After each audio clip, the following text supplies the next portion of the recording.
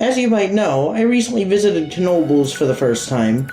I had fun, though it wasn't as incredible as I thought it would be. But today, I'm only going to talk about a single part of Knoebles. It has been ranked as the #1 wooden roller coaster for a few years, the Phoenix. This is perhaps their most famous roller coaster, but does it live up to its insane reputation? Well, that's what we're going to find out today. This is my review of Phoenix on Zach Coaster Crazy.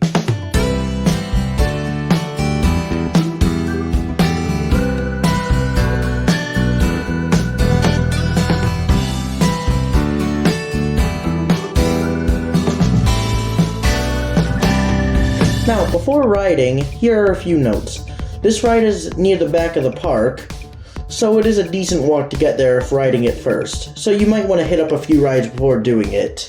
However, since this ride is so popular, it will probably have a line even if you arrive to it before it opens. Fortunately, it isn't that long of a wait. I only waited about 20 minutes at most. Granted, it was a weekday, but it probably isn't too much worse on the weekends. Another thing about this ride, as well as the rest of the park, is that the ride is extremely cheap. At the time of writing, it is only about $4. Most parks have kiddie coasters more expensive than that. Once you get to the station, which should be fairly quick, as said before, you do get to choose your own route, which is nice. Unfortunately, the ride only seems to run one train most days, so despite the line moving somewhat fast, it might double your wait for a few seats, for example the back. Now the experience starts. You crawl out of the station into a tunnel, where you'll probably hear lots of screaming from random riders. After said tunnel, you start climbing the 78-foot lift hill, fairly quick I might add. While the first drop is a bit underwhelming with absolutely no air, it is, as well as the rest of the coaster, not rough at all. You then pop into a turnaround that you do take with a bit of speed. You then dive back down into two bunny hills. The first one has pretty good floater, but the second one has insane ejector, which I was not prepared for after the previous airtime moment.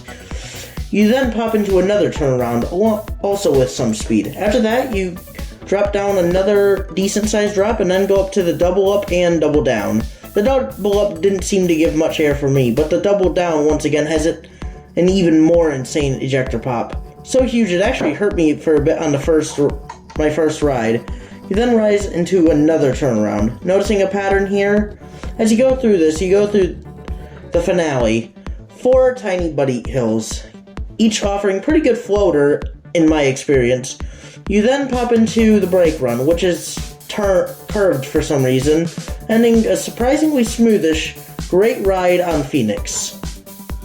So how would I rate Phoenix? Well, I was somewhat disappointed from the ride. However, my final ride was actually pretty good. I give this ride an 8 out of 10 based on that experience. Better than Blue Streaking Comet, though not as good as Ravine Flyer 2 or Mystic Timbers. I think I set my expectations a bit too high, so my rating may go up in the future.